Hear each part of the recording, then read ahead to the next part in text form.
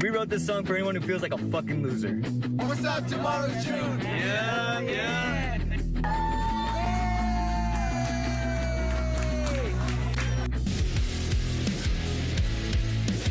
Oh my god.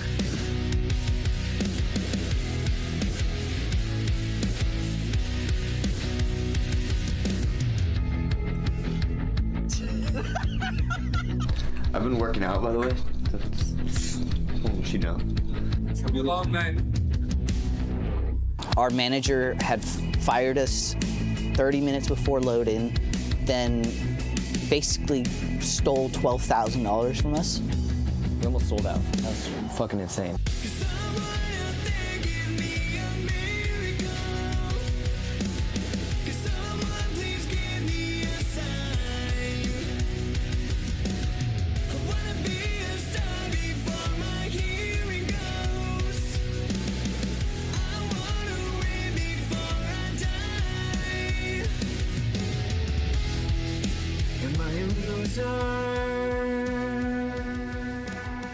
Just another loser.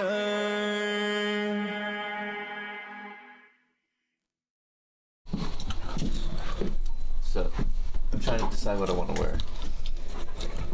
Cause this one's nice. It's like kind of an oversized. We're going great. I've been working out, by the way. What you know? I know it doesn't look like much, but it's a million times better than what it was 3 months ago. Okay. That, my pants are in the dryer. I'm Marcos, and I am the lead singer of Tomorrow's June. Tomorrow's June started, basically, we started as a Beatles cover band. We got into music because our family was into music, and when we started learning how to play guitar, we found what we liked really fast, and that was the Beatles. Me, my brother, and our godbrother just started playing every single day when we were like 11, and it kind of formed into us wanting to be a real band and write our own music. Oh, won't you stay with me? 'Cause you're all I need. My name is Nando. I am the lead guitarist and background vocalist for Tomorrow's June. We grew up as just a very musical family in general. Like my mom's side, you can't go any party without a guitar coming out or somebody singing karaoke, whatever. Like when we were really young, we started in the church choir. Like I know we both started when we were both in like kindergarten. So like we've been around music and performing forever.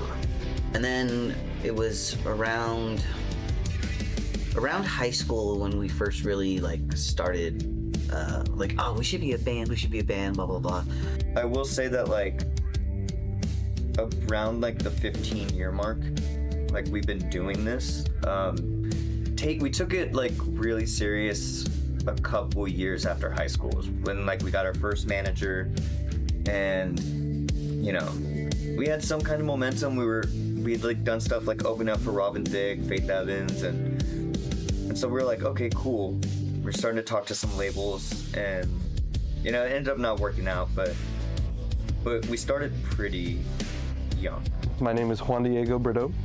I started off as a keyboard player in the band, but now I'm more of a second guitar / synths, you know.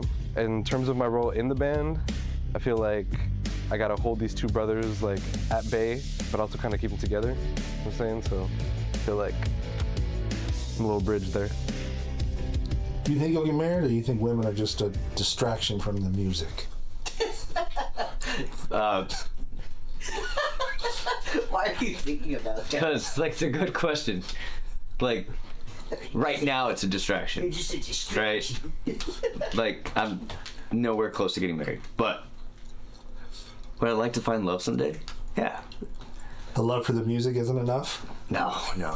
I'm an egomaniac. I need more. Like, okay. I have this plan. My pants are ready. I have this plan to marry like 6 of my like celebrity wives because I'm not a cheater, but like, you know, once I'm done, then I gotta move on.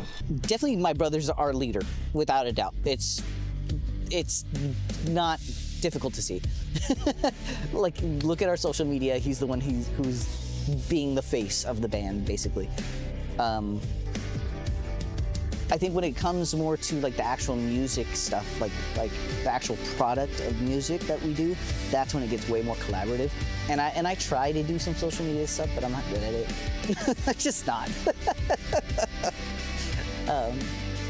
But yeah, he's definitely like, we kind of had to like reorganize the structure of the band so we could streamline how we were gonna do it. Like, we all still have a lot of say in everything, but the overall direction is kind of my brother's like brainchild, you know.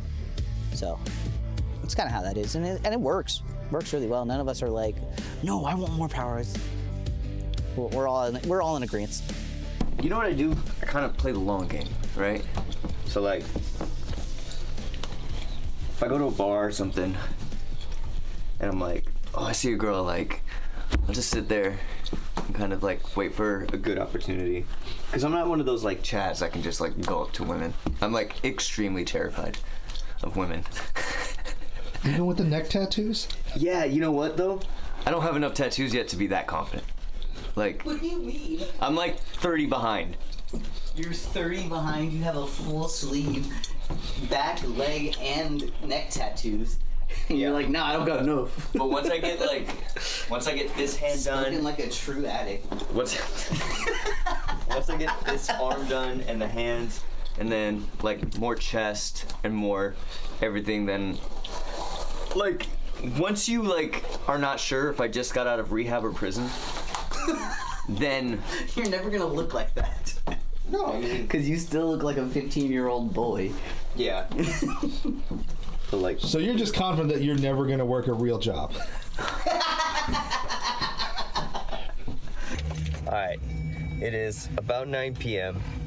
We are on our way to Merced because we got a show in Modesto tomorrow, and this is the first show of the tour, and me and your boy over here is not feeling well, so this is a great way to start this run of things. Hopefully So, JD, we're about to get you sick. I just hope you know. you're fucked, dude. This is not good. And we'll see if all of our equipment works tomorrow, because it's the first time we're using all new equipment that we've never used before. So, wish us luck. We made it to the house in Merced. It was actually not a bad drive. And we have the upstairs. This is my little area for right now. JD. Oh my god. This is my crib. This is... I don't own anything and I don't pay rent. So I forgot to vlog, but we're about to go on next. It's pouring rain. We're sitting inside. Our stuff is staged out there. It got a bunch of delays, but everyone's enjoying the music and people are still out in the rain, so I think it's gonna be a good show. JD, Yeah, what do you think? I mean, everyone sounds pretty good right now. The sound's good. Yeah. Like you said, people are fucking out there in the rain. They're getting wet. So we're waiting for a little bit, but gotta warm up before the set, you know what I'm saying? Yeah. I'm just really tired. Yeah. Out of Red Bulls. Until like 4. So. Hopefully somebody will film our set. Probably ask like our cousin or something, and yeah. I'm stoked to play. I'm nervous because we're the softest band so far, but I think we're just gonna do our thing and we're gonna kill it. So, yeah. 1, 2, you're the fucking shit! Alright. This one's called You're the Fucking Shit.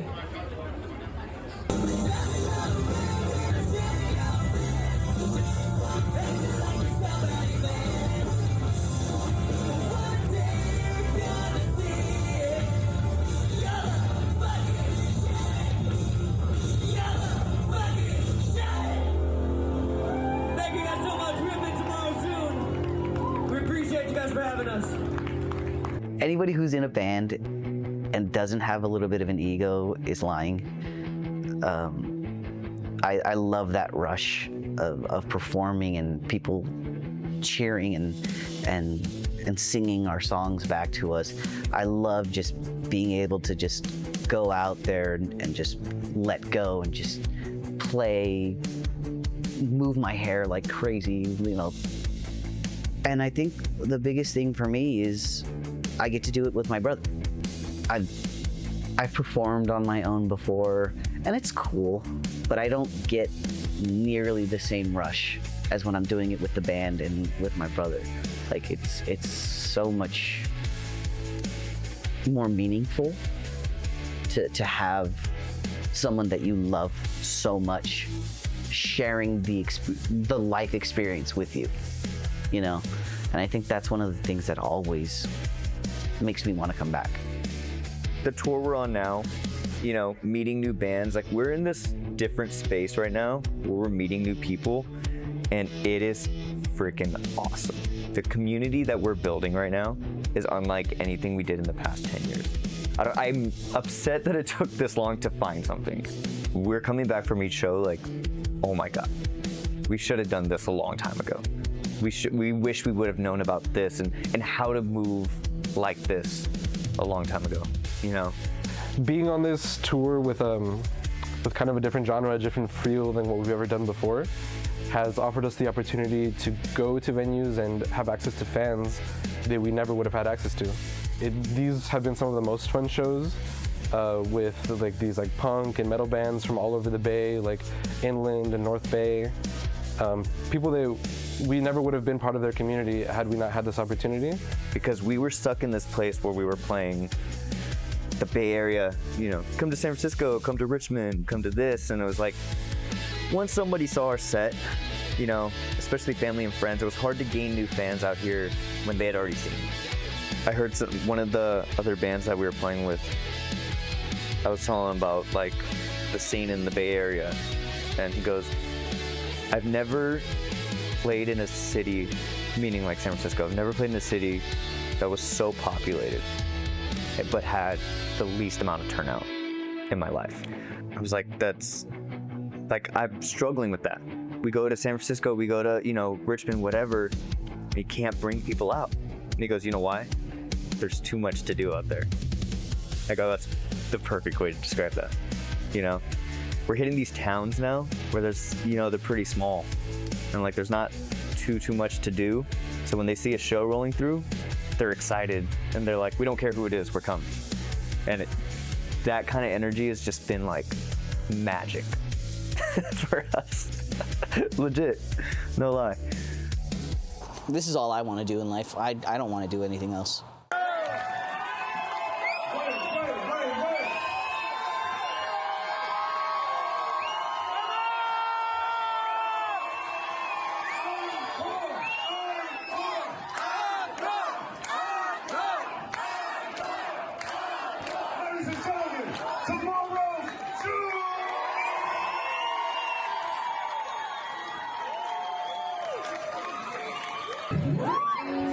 Dearly beloved,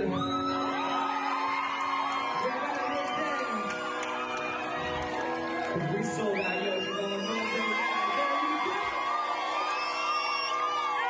Are y'all ready to party with that feel last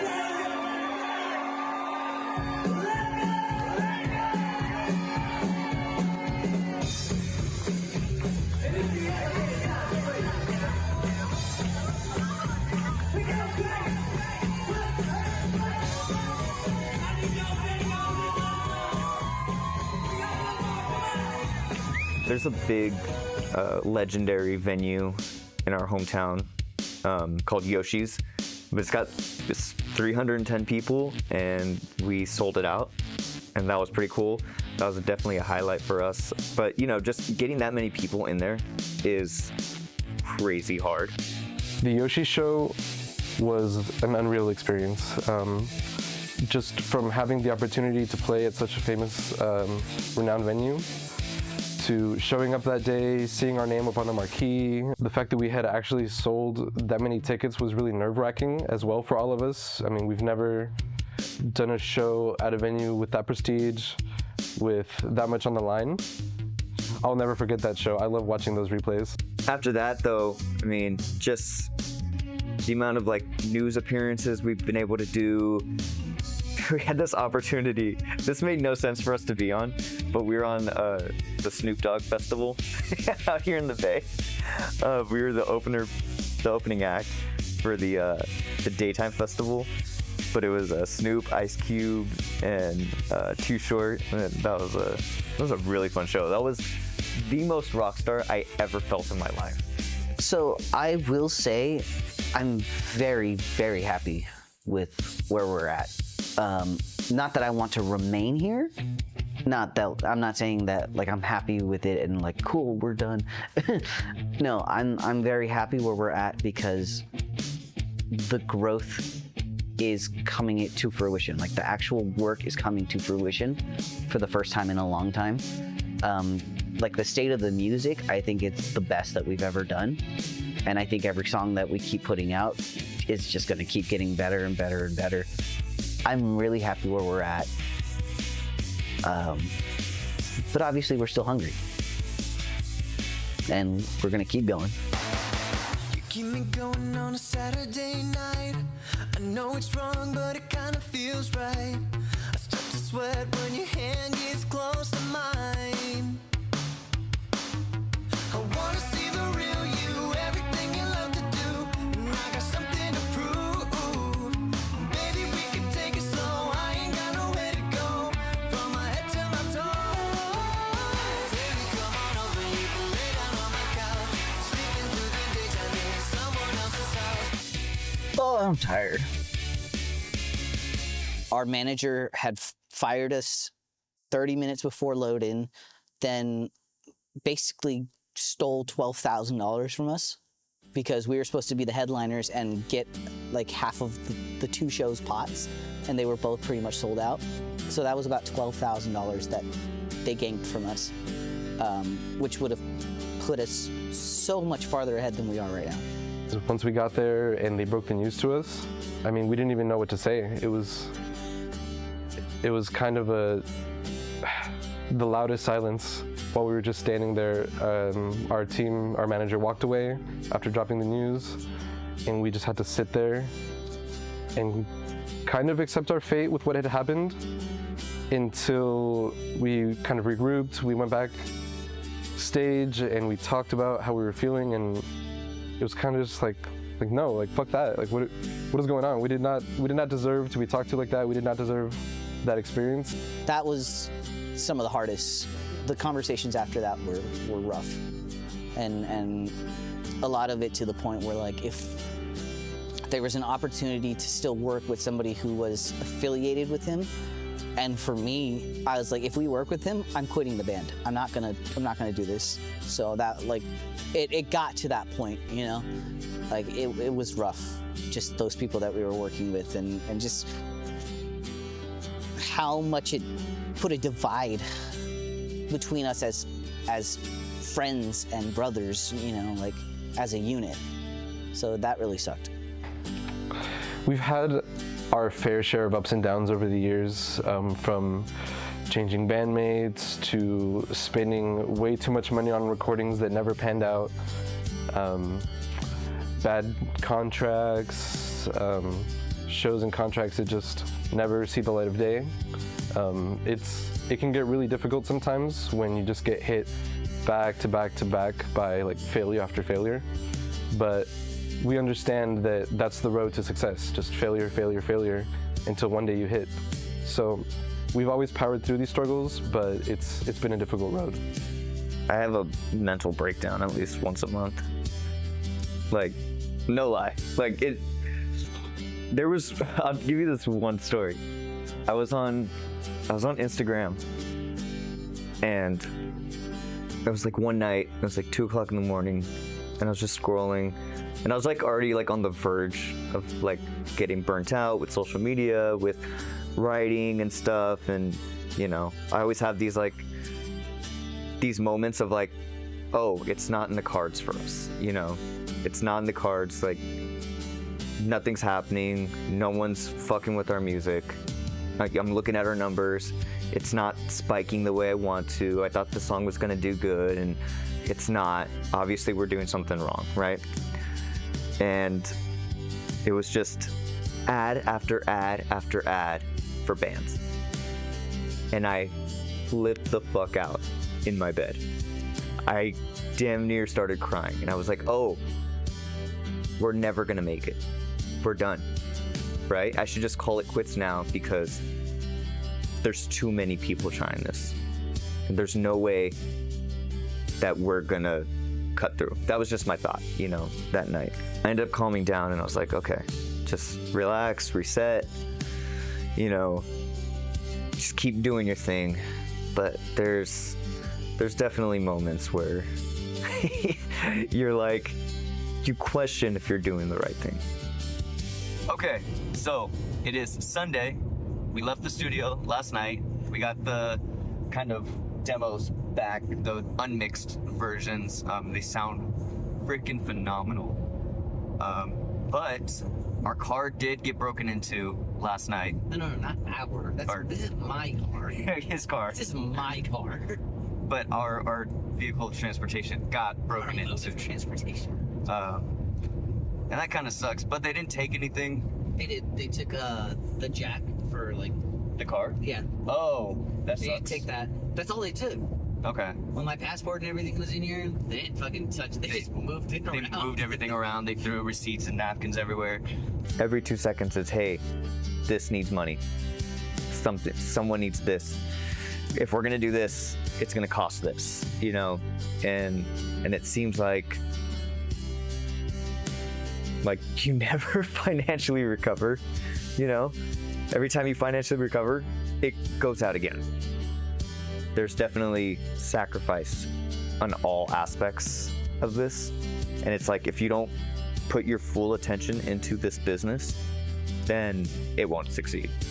If you don't give up, you might make it, right? But if you give up, you definitely won't make it. And that's my mindset right now. It's like, I have to put everything into it until I absolutely cannot. Right now, even though I have my mental breakdowns here and there, I have a lot left in me, you know? So until I'm absolutely done, I'm not giving up. We had a few months, a few years ago, where we all started to really question the direction that everybody was going in, and everybody just felt sort of insecure about how everybody else was, how committed everyone else was, and if we were really going to be able to do this. And it really took it took all of us to sit down and just have a big conversation about what we wanted from this, about our future, and about how much we really wanted to commit to this band. And that brought us so much closer together, but it was such a difficult time for everybody. I'm most proud of how resilient we are. This is, okay, starting from the beginning, we saw this van on the street and someone offered us free candy, right? So we got it. No. Right now we're headed to Sacramento to do a show with Blackout. This is part of the Blackout morning tour.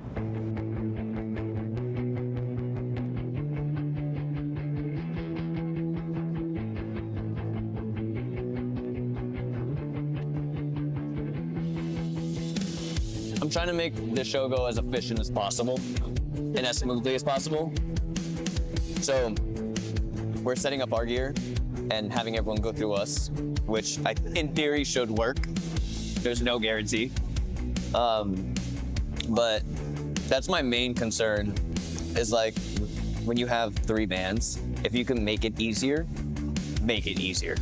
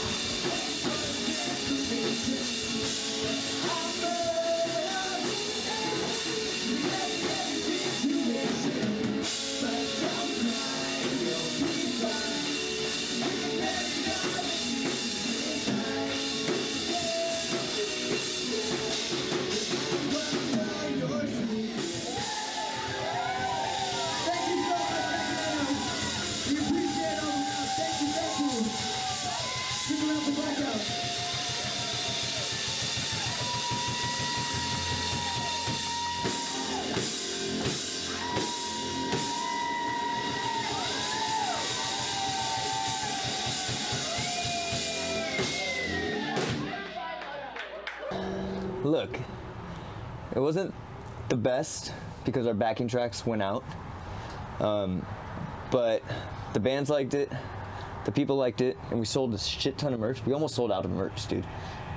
We almost sold out. That was fucking insane. We almost didn't go back for our merch, too. But, yeah, our backing tracks went out. Every single one of them. So we ended up just saying, fuck it. Yeah, towards the end. The adrenaline's worn off. But, I don't know, I'm happy. What did you think? Were we really bad to you? Or? No, I said you guys were in the top 4. There's only 4 bands that played. We're immediately no more risking it. We're switching to. Yeah, I'm over risking. I'm over risking it now. My name is Juanddiego. Welcome to Jackass. No, that was super fun. As usual, we had a little bit of a technical difficulty with the set, but that always happens when you rely on technology. So, you know, it's fine. We just did it acoustically, kind of. What do you mean acoustically? Acoustic. It was so acoustic that we were all using electric it was pretty instruments. broken down. You know what I mean? No, wasn't we just didn't have a bass? Play the tape. Play the tape. What happened? Like in the gym a little bit. Nah, why? Why do you ask? I've always been this fucking built, man. Come on. Recognize, dog. Looks like you grew a couple inches. And you're taller too. Hey yo! Hey yo! Hey yo! Hey yo! You guys want to go back in the van real quick? Use some space? I mean, there's room. Like a dun-dun-dun-dun. Like, oh shit! I'm good. You know the hazards of being wet every now and then. You know. See what happens when Jay got blackouts around? She gets fucked up, man. She gets moist. We did a run in that already. We're like, oh. Yeah. We've done like a. Excuse me. Fuck you. I was like, who the fuck is that? Came out of the darkness right now. I'm never satisfied. Something always can be improved. Something always could have been done better. I'm constantly thinking of ways we can change up and what we need to do to get bigger. My brain works faster than our wallets and our physical abilities to do things. I want us to be doing like actual like headlining tour. You know, we got it. Once the songs will go viral. Our songs are good. I don't care. they will eventually. You know, I want to be at that point where it's just like whenever we want to play, we can just play. Whenever whatever we want to do, we can just do it. You know, without having to worry about all of the finances and I just don't want to have to worry about doing my craft. I like where we're at. I'm proud of us because there is something when I take a step back and look back at what we've done, I know that not a lot of bands have done what we've done. Are we up there in like rising? No, but I'm still very proud of what we've done. But yeah, I'm always we could do more.